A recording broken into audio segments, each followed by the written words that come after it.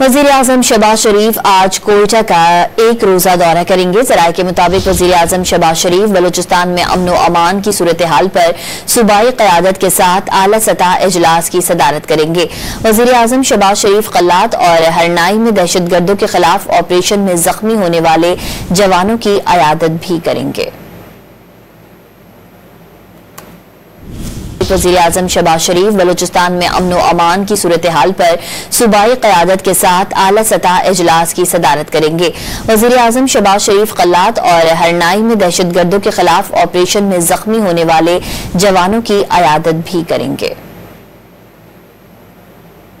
शरीफ बलूचिस्तान में अमन व अमान की सूरत हाल पर सूबाई क़यादत के साथ आला सतह इजलास की सदारत करेंगे।